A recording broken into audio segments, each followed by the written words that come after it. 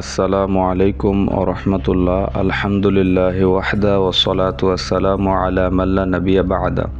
প্রিয় বন্ধুরা, হজরত আলী আলাইহিসসালামের মূল্যবান বাণী, উক্তি ও উপদেশ এটির দ্বিতীয় পর্ব আজকে শুরু করা হচ্ছে।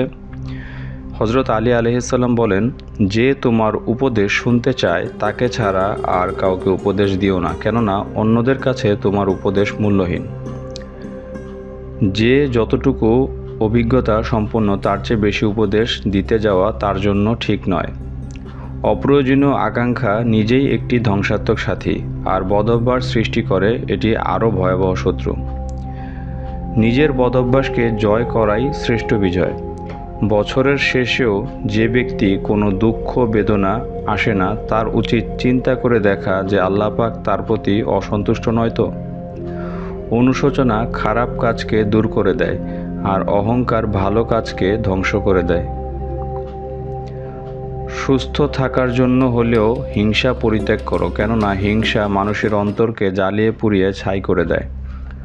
স্বাস্থ্যের সবচাইতে বড় সম্পদ। অল্পে তুষ্টির চাইতে বড় সুখ আর কিছু নেই। প্রকৃত দিনদারি পার্থিব স্বার্থ ত্যাগের মাধ্যমেই সম্ভব। অল্প দান করতে কখনো লজ্জিত হয় না, কারণ অভাবীকে ফিরিয়ে দেওয়া তার চেয়ে বেশি লজ্জার।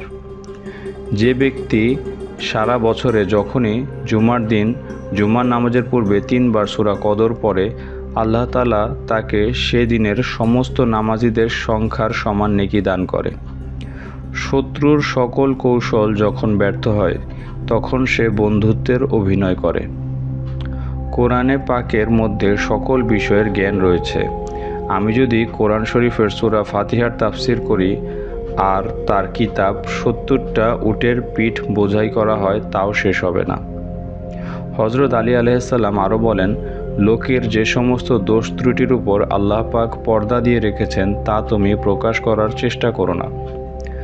আমল করার চেয়ে আমলকে কবুলের চিন্তা বেশি করো, কেননা ফরহেজগারিতার সাথে অল্প আমলও কবুল হয়। আর কবুল হওয়া আমল কিভাবে সামান্য হয়? প্রিয় বন্ধুরা, আশা করি এই ভিডিওটি আপনাদের ভালো লেগেছে, এবং এরকম যদি আরও ভিডিও চান তাহলে অবশ্যই ফলো করে সাবস্ক্রাইব করে লাইক দিয়ে আমাদের সাথে থাকবেন এবং কমেন্টে আপনাদের মূল্যবান মতামত জানাবেন। ধন্যবাদ।